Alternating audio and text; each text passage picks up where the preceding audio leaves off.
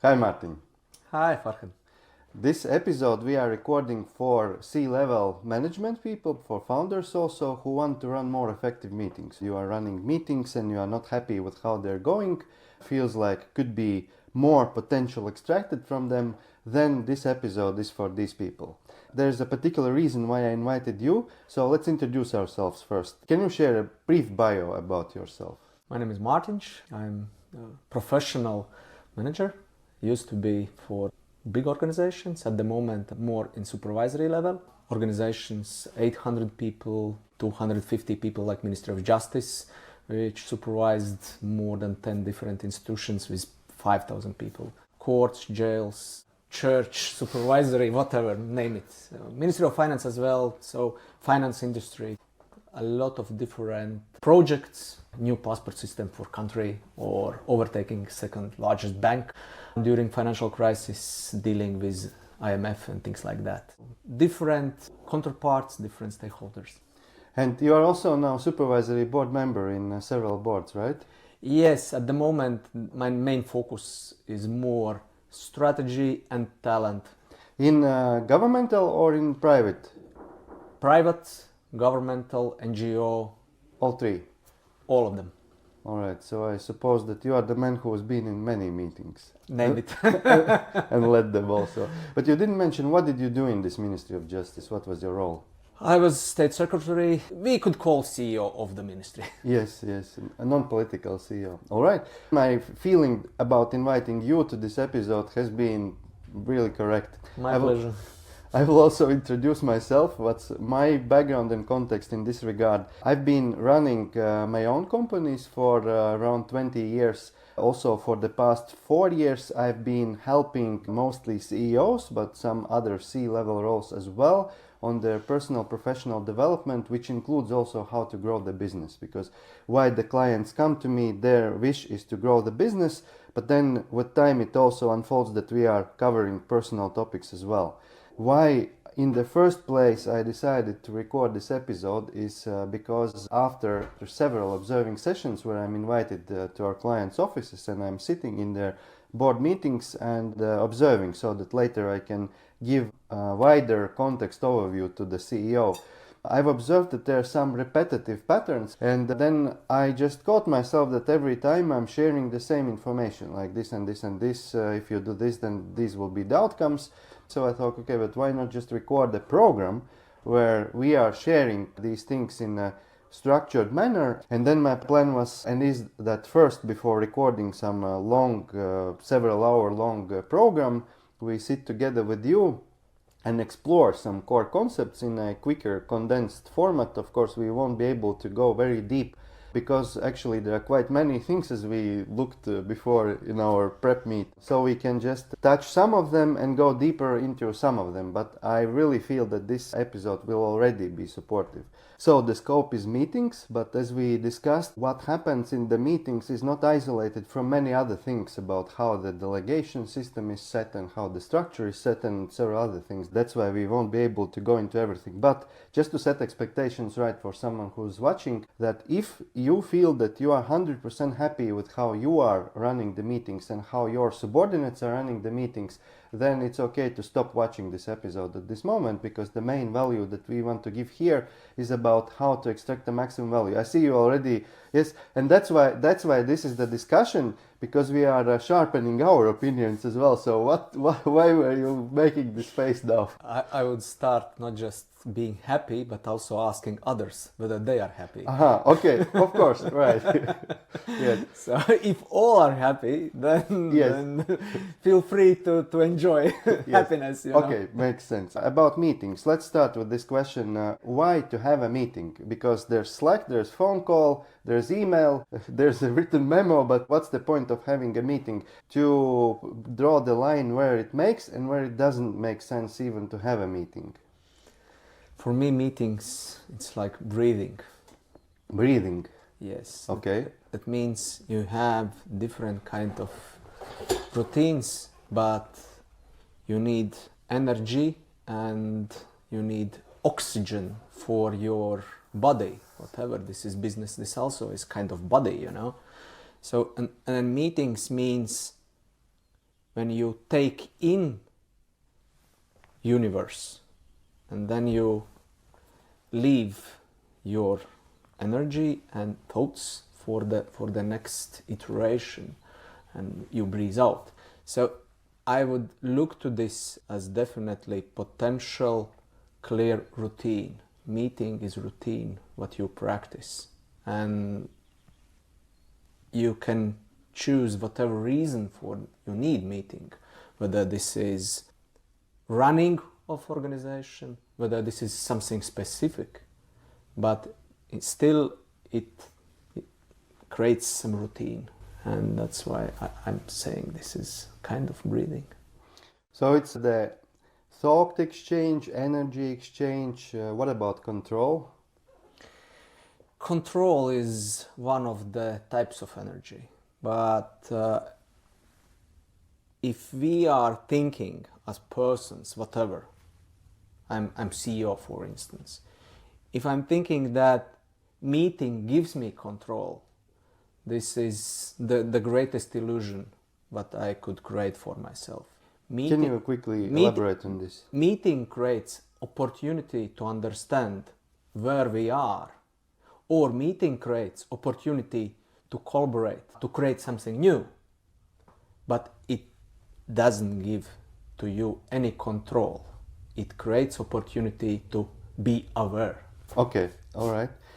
Let's first structure our thoughts about types of meetings and who should participate in them, and how to know what's appropriate for my stage and size of company as well. From company perspective, definitely there are formal agendas of formal, like for instance shareholders, or it could be board which is assembled by not just co-founders but also some investors, etc. So you're speaking about supervisory board at the moment? No, I'm speaking about the executive board. A board in one tier level, because usually when we are looking to some startup scale up or company which is in growth stage, usually that would be with one tier system, when you have board where you have co-founders, you have CEO, and you have investors, and maybe some independent director as well. But still, that will be one board, and then you have management who is accountable to the CEO. Okay, as I see it, the same approach. I use the terminology that one is the supervisory board or council, and another is the executive board, which is sometimes even not called the board, but it's MGM or core team meeting, C-level meeting, but that's the group of people that are full-time, daily running the company. Yeah. For our today's discussion, we can use term, there is shareholder level, yeah, there is board level, yeah, and then it's not so important whether this is supervisory board or even advisory board, yeah, but still board level, what means those are people who are into the strategy of the company, but not on everyday execution. yes. And then there is management, which is everyday execution level. So I would put in 3 levels for discussion, for understanding in which level it's important. To me, there's also a difference between shareholders and founders, because founders, it's like a small family unit. Shareholders include also investors, with time potentially some strategic partners as well, and the discussion types might differ between those two groups. Agree, on the one hand.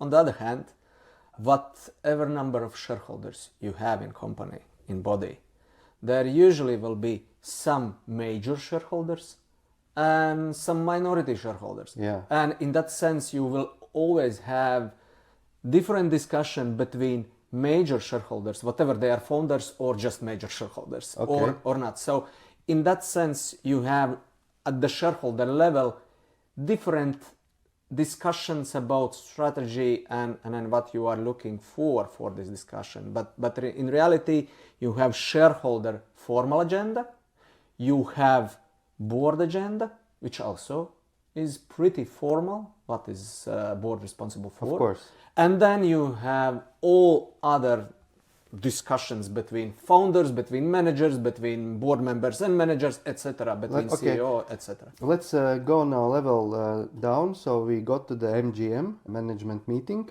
And to me, this is the meeting where all the C people sit together. And then there, let's call them department level meetings, let's say sales progress meeting or product progress meeting, and so on and so on. One question here is how to discriminate what type of topics belong to the MGM and what type of topics belong to the, let's say, sales team or product team. Because this is one of the things that I see often, that in one case those vertical topics are brought into the MGM and then part of the people are doing this during the meeting because it's just not applicable to them. Or sometimes the other thing that could happen if you discuss them only in the sales team, then there's a lack of information loop and inputs from the product, from the CEO, from the marketing. What's your take on this? The main approach how to discriminate topic, whether this is applicable to the meeting or vice versa, is whether persons can contribute to that topic or they can learn significantly from observing and being there. And if none of those reasons are there, that means whether right people are not in the room, whether right topic is not on agenda. So contribute and learn from it. With learn, do you mean being in the loop or learning something more than that?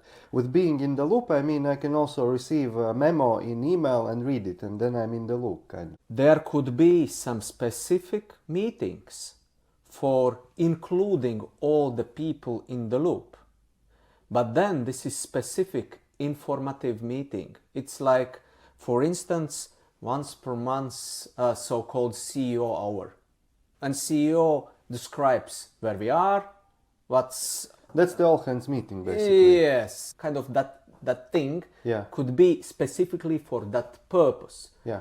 Otherwise, it's really important to understand whether those people around the table should be there and how they gain or contribute to the topic. But still, I want to probe a bit deeper this gaining part. One thing how I can gain, I can get overview about some KPIs, whatnot. This all should be available somewhere in the systems. What is this thing that you mean with gaining if I'm not contributing to the topic? In a sense, we always should be clear about the purpose of the meeting. Whether this is for the particular person, for instance, CEO. He needs to be aware what's going on. And then most or all of the people in the room in that meeting will support CEO with contribution to give clarity where we are with whether all the strategic priorities or with particular one project. If we are around the table to move forward some project or big strategy or whatever, then it's totally different situation. Then we need to be clear that around the table we are more or less to support topic, not the person. Yeah. So this is the first clarity what we need to have before the meeting, who we are supporting in that meeting, whether person, Yeah. to give him clarity, whether project, to move that project forward. We will get to this person project responsibilities in a minute.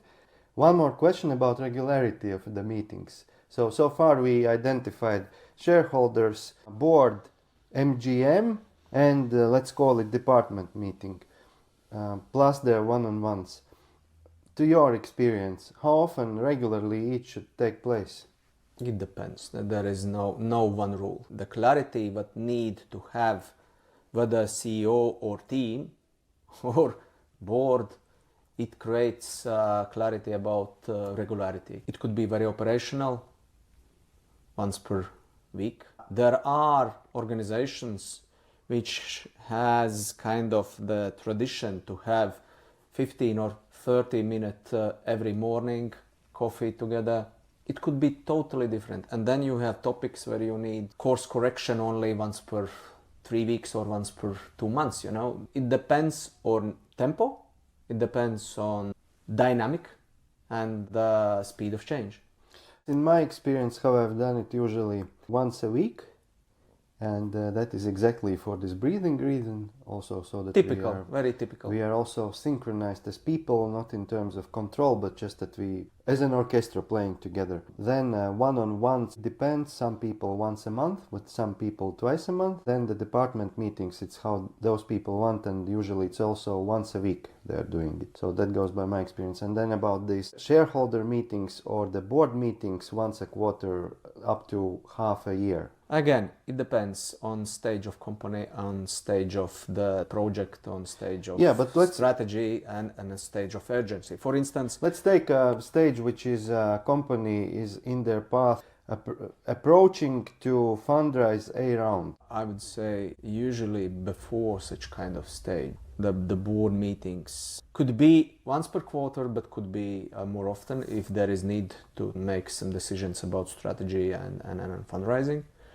And then management creates routine for two purposes. One purpose is just to run a business. This is one routine. That means like once per week we have our discussion about the main challenges, main projects, main cash flow or whatever. If cash flow is stable, then you don't need to put this on agenda on every week. It depends again on company's health.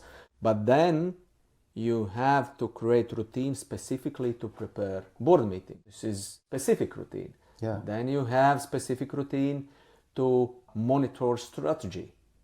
Whether you need to observe your progress every month or every quarter. Again, it depends on stage of the company and stability. Strategy is definitely always an agenda of the board. Board is the body who approves strategy because this is the formal legal duty, but in the same time, board receives strategy from the management as proposal. Yes. And management is responsible not just for executing strategy, but also for monitoring whether management's proposal is still valid in point of time.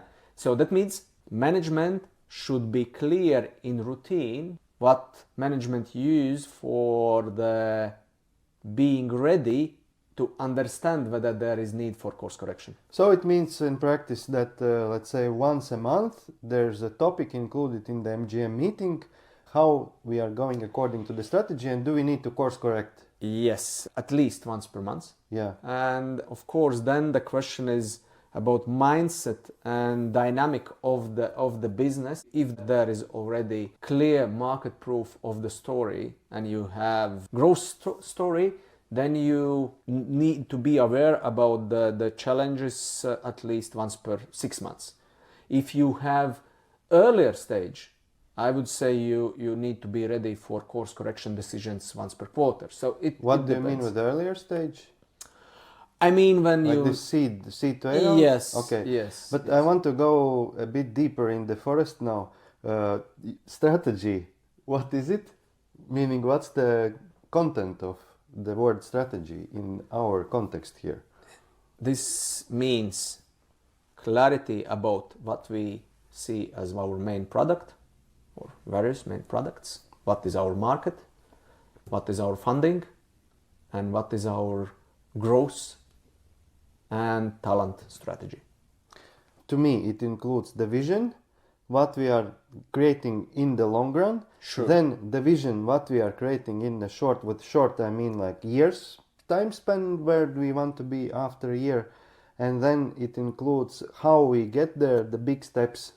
Do we employ that? Do we employ outbound strategy or inbound strategy for go-to-market? And do we experiment with this customer segment or that customer segment, this geography or that geography? So these are parts of strategy as to you as well. Of course, the mission, values, what we would like to achieve as the company long term, this is part of strategy.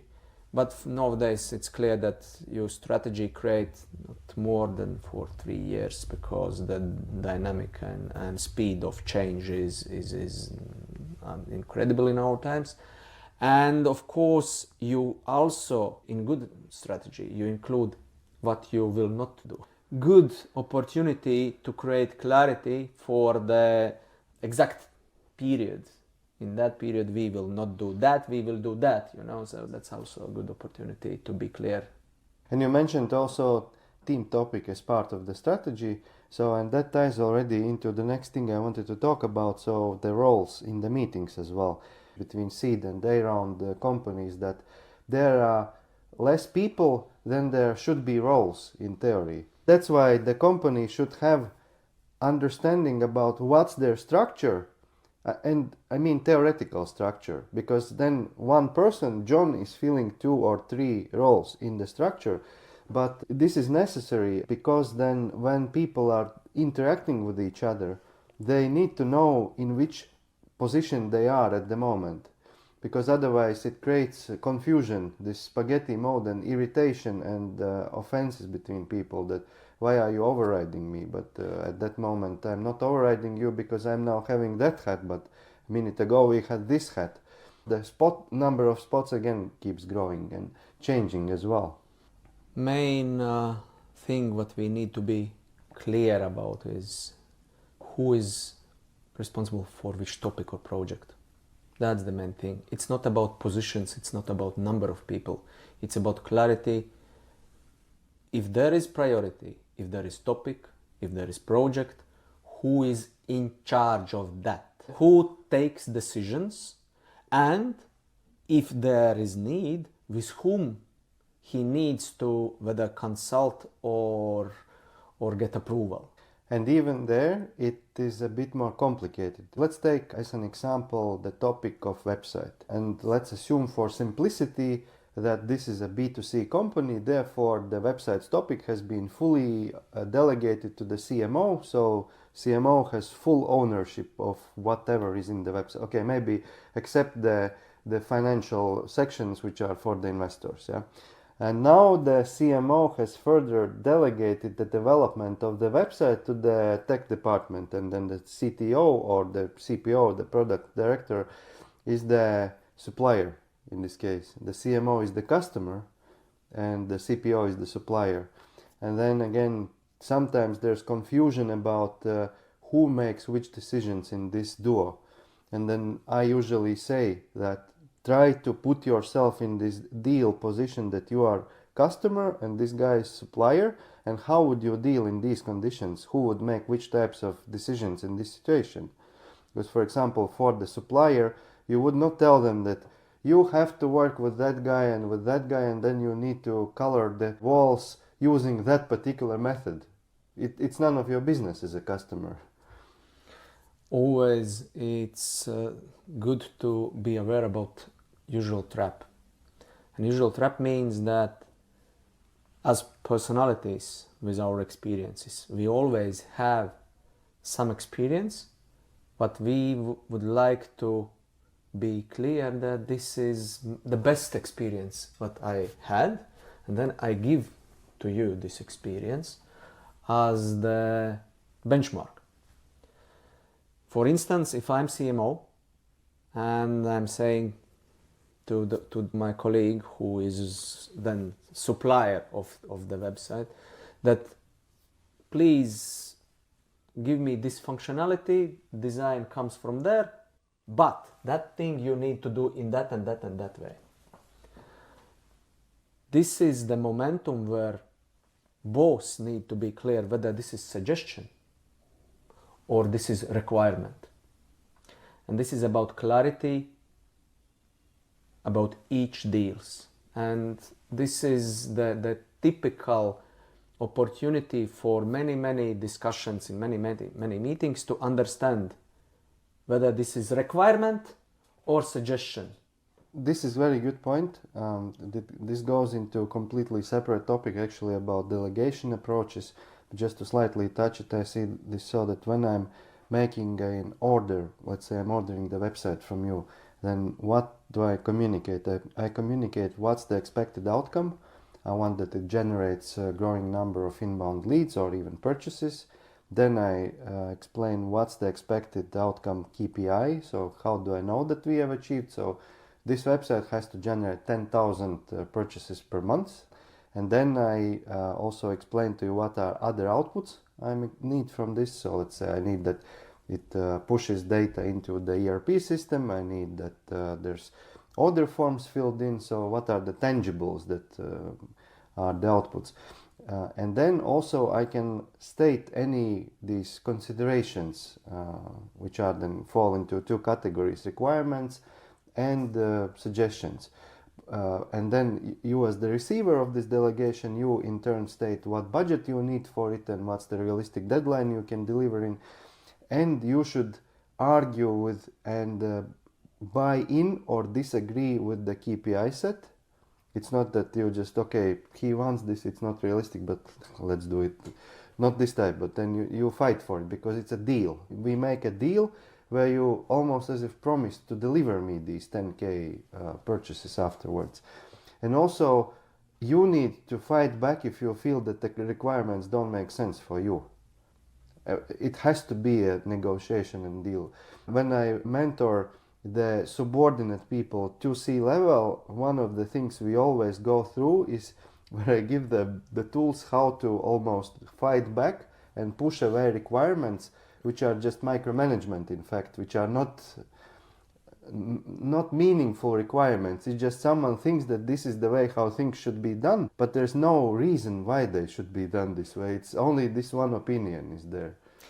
This is a cool point that you touched at the moment, because very, very typical challenge for participants, whether, for instance, management team, is to separate expectations and deals. and this is typical, I would call this as mistake of the managers, that they state that their expectation is deal.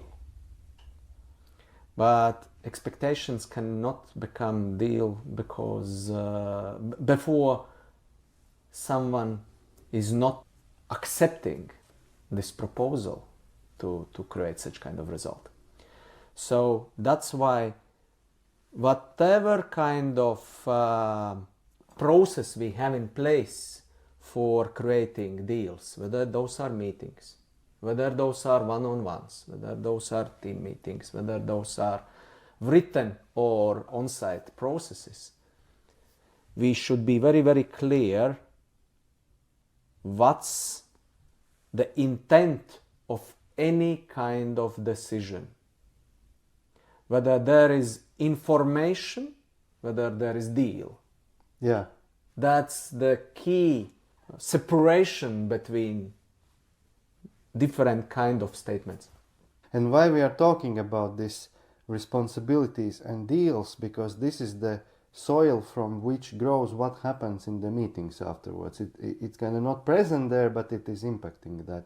Because absolutely, then when there's confusion or irritation in the meetings, oftentimes it's because someone is going into someone else's garden and he's not the main responsible person there, but he acts as if he is.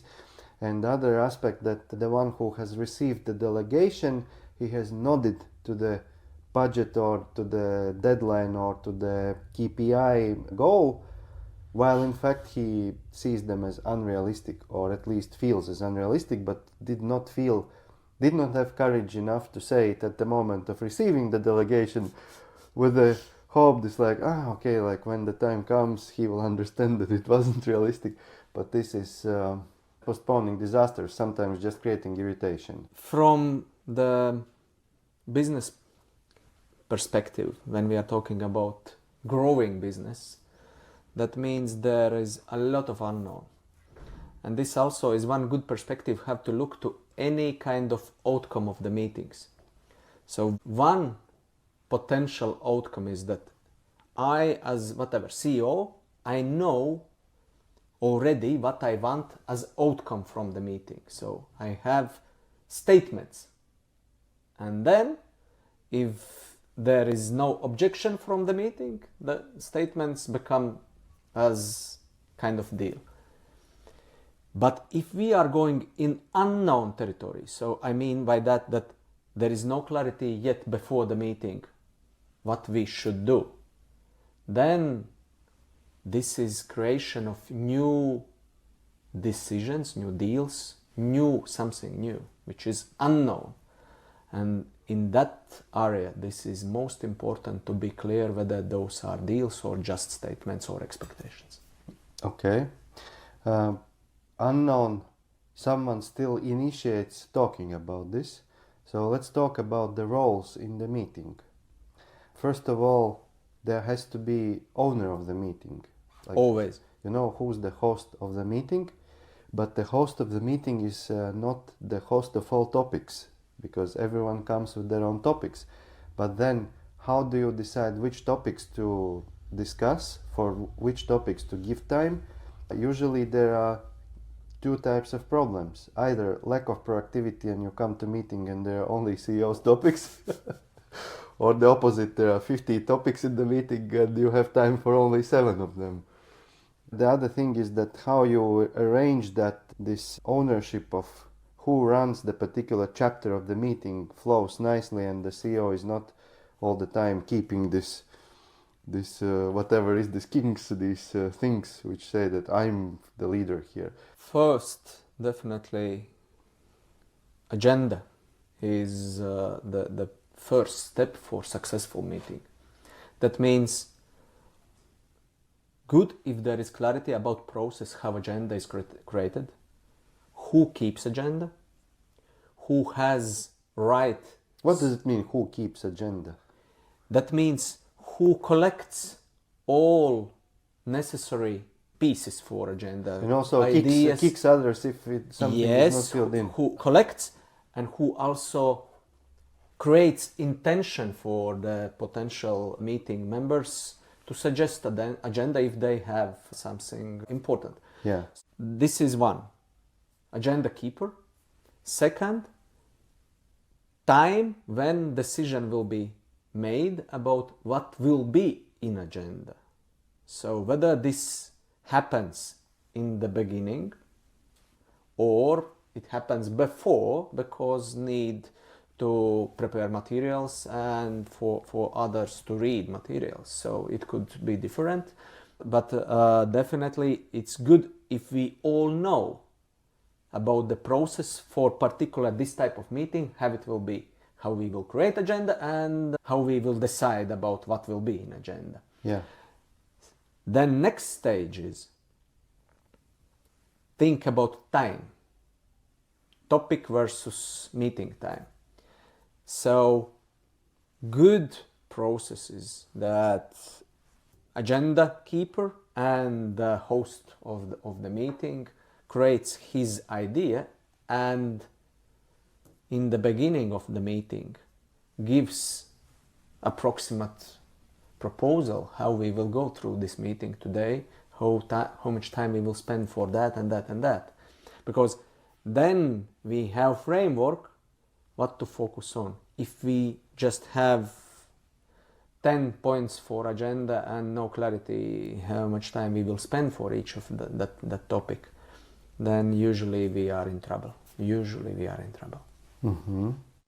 I also suggest that those who put in topics in the meeting agenda, they at least in their thoughts clarify, but sometimes they write in the topic what's the expected outcome from having this topic in the agenda.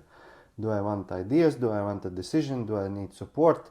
So that it's not just this, that there's a topic, then people talked about something, and that's it. This is again about culture, because of course about people who are in team and a leader role, but this is a part of culture, how we spend time together, whether we feel successful that we created some solutions or we feel successful that we gave to some other some problems, and and this is important to understand that such kind of values should be clarified between the management and a team, how the leader wants to create the ideal process. Okay, now let's go through the stages of the meeting. First stage is beginning, you start the meeting.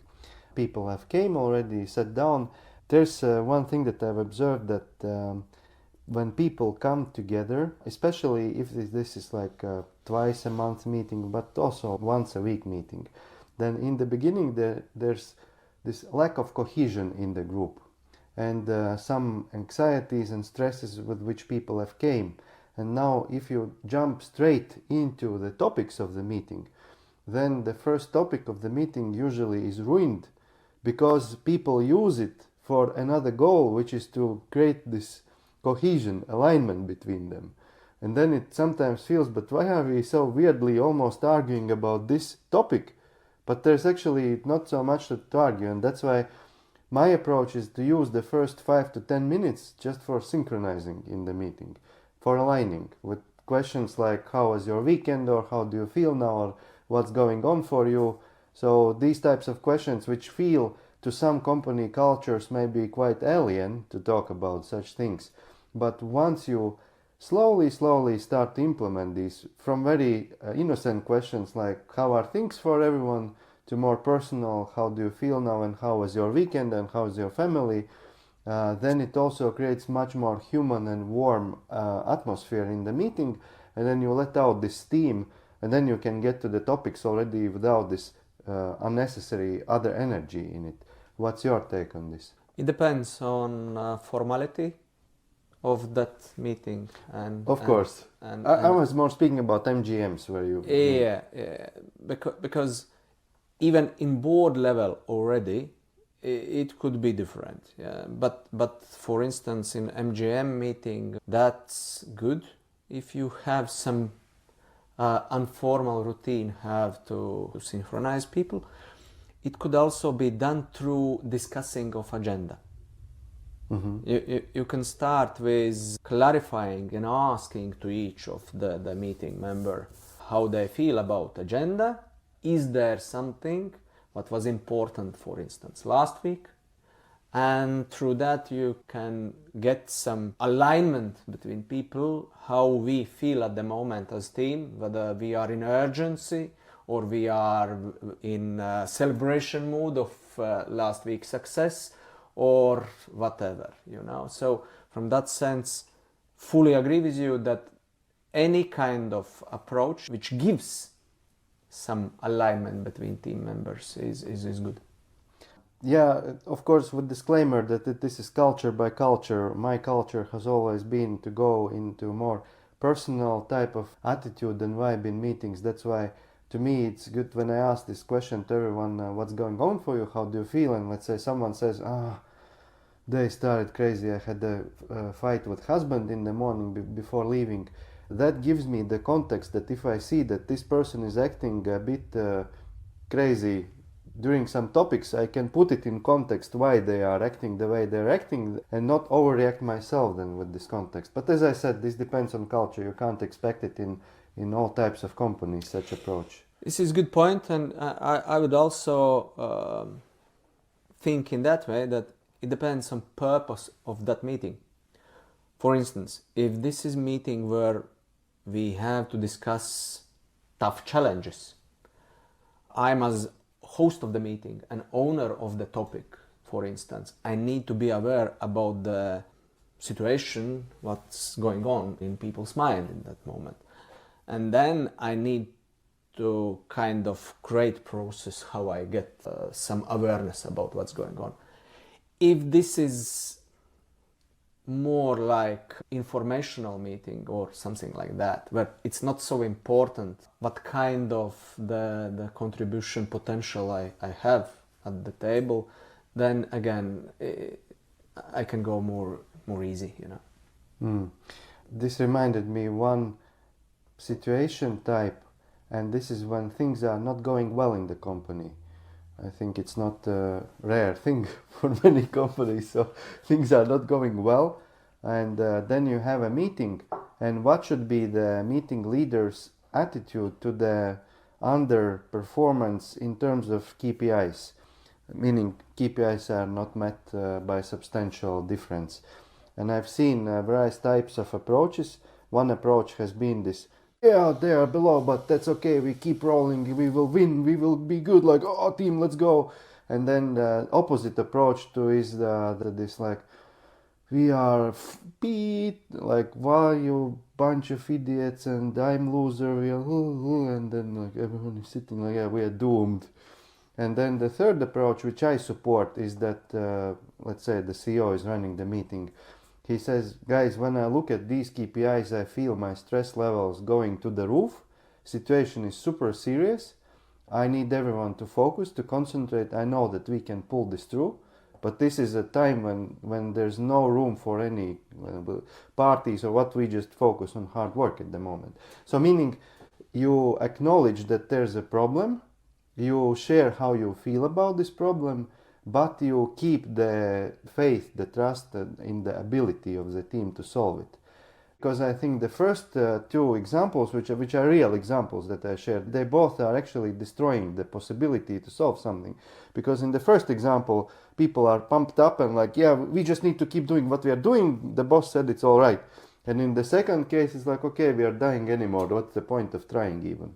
Because this beginning, how you comment the KPI situation, it sets the tone for what type of outcomes you get from the meeting then. I would say a bit different situations if this is new challenge, what's on the table, something dangerous or whatever, what we discovered. Let's say the quarter ended and you look at the quarter results and they're as always, bad. sales are worse as we let's say this hoped. quarter we needed to be here and we are here. Yeah, that's typical challenge. In such kind of situation is always about being clear and being honest and aware. So if we have this first stage about any topic, then we have potential for the good course correct decisions. If we are trying to stay in just hope mood, then of course the chance that we will in reality be capable to give proper response to challenge, it's much lower. Side topic, but concerning this not reaching the goals, what are the reasons? That also sets what you're going to discuss, because reasons to me they fall usually in three buckets, I guess. One is external circumstances changed. Next is the plan was unrealistic for the resources and abilities of the company. Third, the team didn't perform, didn't execute to how it in theory could be executed. Are there any other reasons for this? We can, of course, always invent something, but this basically covers it. This is basic, yes. Whether there are false expectations, whether there are, and expectations could be both ways. One is about universe, and second is about our team, what they can do. Yes, both are just false expectations. And third is wrong motivation. Actually, there's fourth. This is a misunderstanding what power we as a company have, meaning not only in terms of team, but also of this, I would even describe it as the kinetic power. Because the bigger you grow, the bigger are your abilities to achieve things just because of your network, your brand awareness, and so on, which is not just your team. But okay. Yes, yeah? but also you can look to this from that perspective that it's about clarity. Because wrong expectations or wrong motivation comes together with lack of clarity about each individual, whether responsibility or motivation. Okay. By the way, meetings are a good tool for getting clarity. Yes. If you are That's one of the main them. purpose of the meeting. Yeah. Be in the alignment of with all the people at the table, about reality. When preparing for this discussion of ours, I wrote down what are the types of topics that I can initiate in the meeting. I will say some and I will ask you to continue the list. So first is that I'm initiating something new, so initiating a new project or initiative, and there what is important is that I as if impregnate the team with my vision. So I paint a vivid picture of what is the vision, the outcome, and why I want this, so that people can connect with it as humans also and kick in their intuition, imagination in the discussion of it. Then the second type is I want to make a decision. Of course, there can be many ways how I will make this decision. Maybe I will just ask your opinions and then I will make my own decision, or I will want your vote here. Then the next is problem analysis. So there's a problem and we need to decide how we solve this problem, but before making a decision we need clarity. So this is root cause analysis that we are doing here. Then share and update, and then what else? Already we started discuss, from my perspective, important is to be clear about purpose of any kind of meeting, because meetings could be with purpose to create, purpose to understand, and purpose to make decisions about course correction. And then your kind of typology is kind of in that area, but in the same time a bit different from each meeting, like potential. But I'm always looking to the meetings in beginning from meeting perspective. It's not about topic in the meeting, but meeting purpose. Whether this meeting is for understanding where we are, whether this meeting is for creation of something, new decisions. That's really different. MGM meeting, usually it's a combination of many things. You have your Monday or Friday, whatever meeting.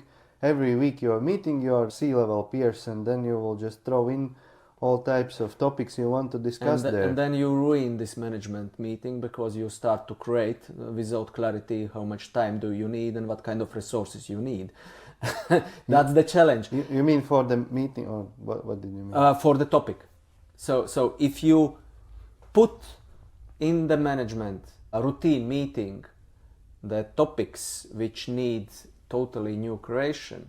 Of course. No, I mean, if this is kicking off something new, or there's some big challenge to discuss, then either you agree that you devote the whole MGM for this one thing, or you set up a separate meeting for that. Yes, that's about agenda. That's why I'm saying that it's really important to understand how we create content of the meeting and how we create understanding about how much time we will spend for that meeting, and whether this time of each of us at the table will be valuable for him and for the purpose of the meeting. Okay. How do we conclude the meeting? Meaning, what should be the outputs of the meeting so that we can say that it wasn't just waste of time?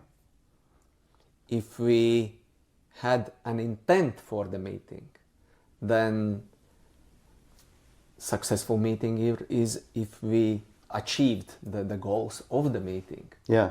So it's not about number of decisions. It's about whether we achieved main goals of that meeting, what we created as the agenda.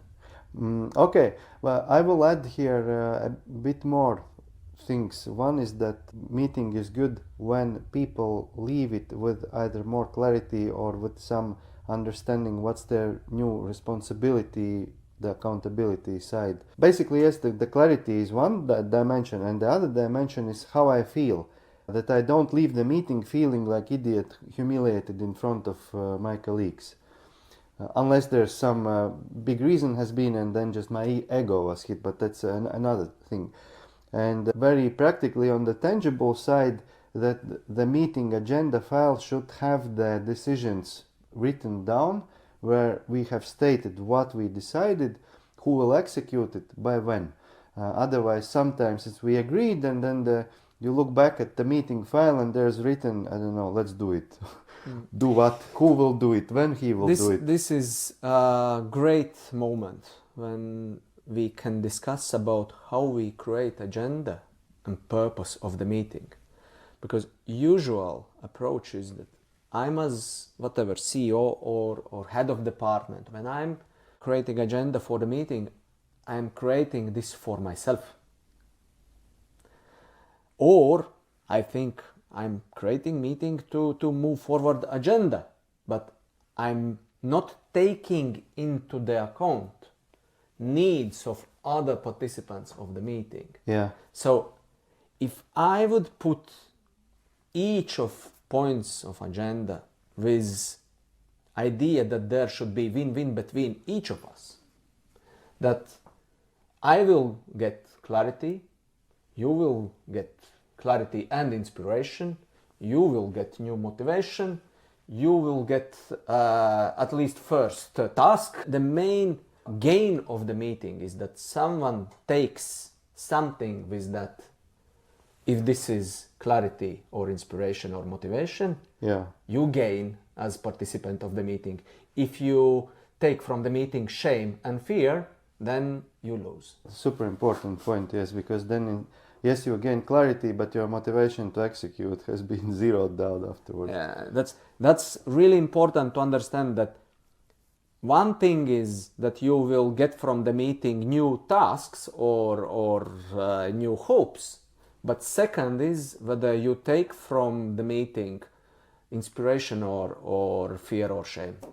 One quick topic about PPP in meetings. Does it make sense to include it or no? Let's say we are again talking about management meeting. Progress, problems, plans section in the meeting. Let's say first everyone has 2 minutes to share very quick update about this. My opinion, in the regular meetings, meaning MGM and department meeting, it makes sense to do it, but it has to be very quick, that I'm not going into 5-minute monologue, but I have maximum 2 minutes where I quickly share the main points that put everyone in sync what's going on for me. Last week, problems I've experienced, and this week's focus. What's your opinion on this? Good add-on on this approach is to give focus for any participant of that PPP statement that those problems I'm bringing here and I need support, those problems I will take care of myself. Meaning to discriminate between those two buckets. Yes. It gives already totally different clarity for others. Yeah. Because if you are not clear about that... Super good point. Yeah. Last big chapter I want to talk about in the remaining time. Problems concerning meetings. Anything that can go wrong. So one thing that I've observed that goes wrong is a power struggle in the meeting.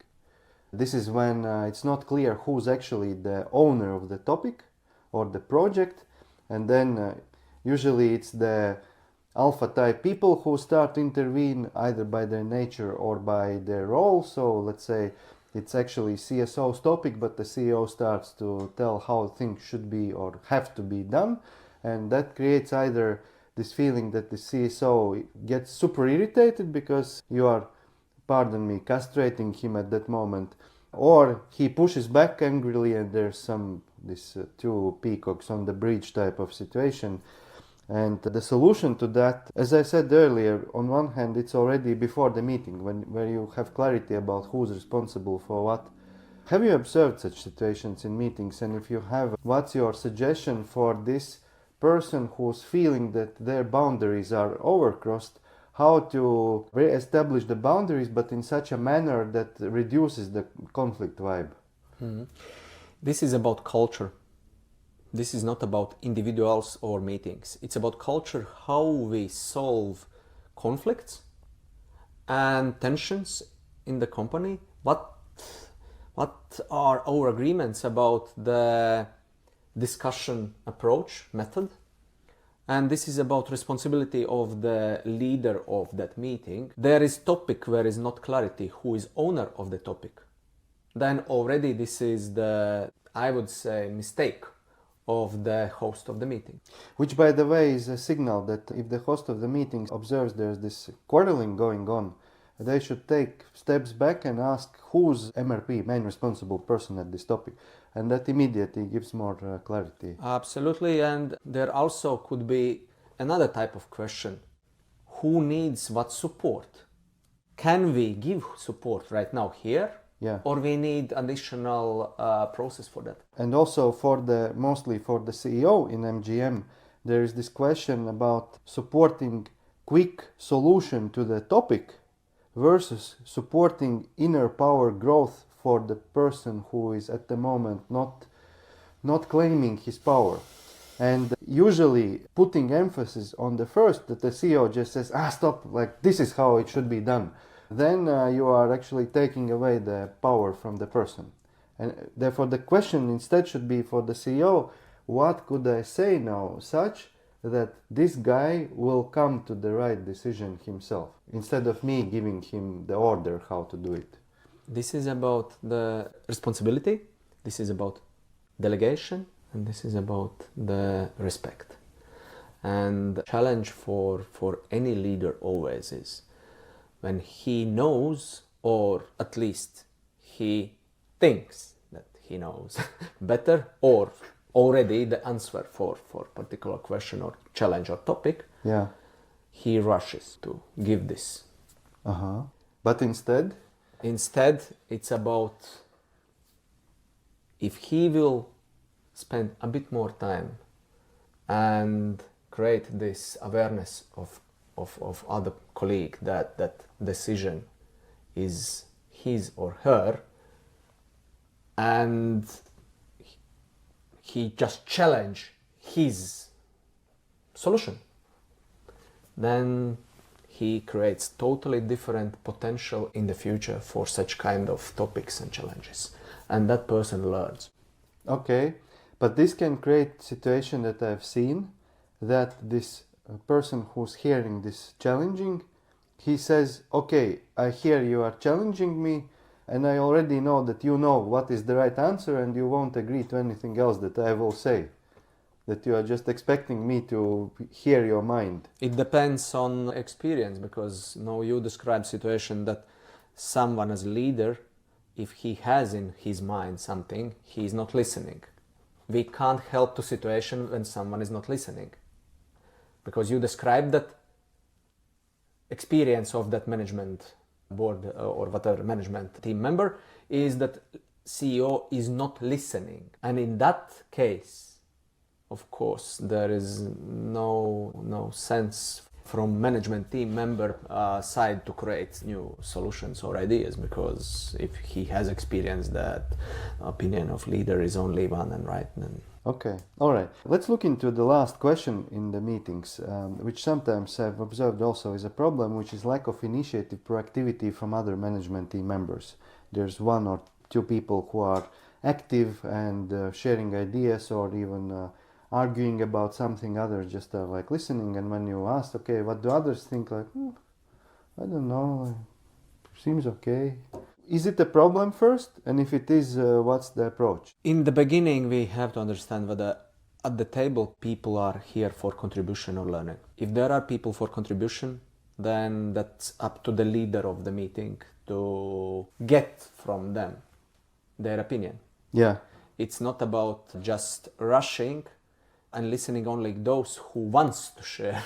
It's about getting clarity about opinions at the table from all. So Okay. This is classic routine how we discuss topic, whether we take a round of opinions or whatever, but still it's about the routine how we manage discussion in our room. And it also gives very good clarity about the right people at the table.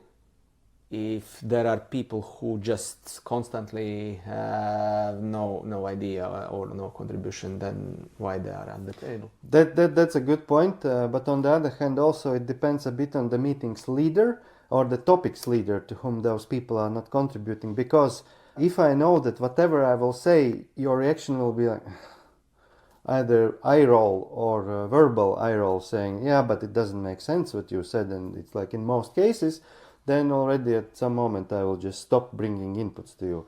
But if there's not this situation, then some simple techniques that work. first I can ask everyone by name, not just like what do you guys think, but Sure. John, what's your opinion? Ilsa, what's your opinion? And also I can ask not only opinion, I can ask what do you feel about it? Because maybe he doesn't, there's no opinion, but when I ask what do you feel about it, maybe he'll say like this feels super dry what we are discussing, and it's still input. You still can interpret it somehow. If you are capable to listen such kind of input. Which is again another type of topic. This is another type of topic. On which we have an episode about creative collaboration on our website. But respecting, we need to end. I know that you actually have a super important engagement now. You're going to meet the president of the country after half an hour. Yes, this is a good tradition of our president. He invites all the university and higher education institution board members who he promoted to work for our education system in country. He invites for regular update. This again is regular meeting. Yes, super. Okay, I'm really glad for the discussion. I think it was useful, fruitful, and engaging. Thanks, Mārtiņš. Thanks, Farhad.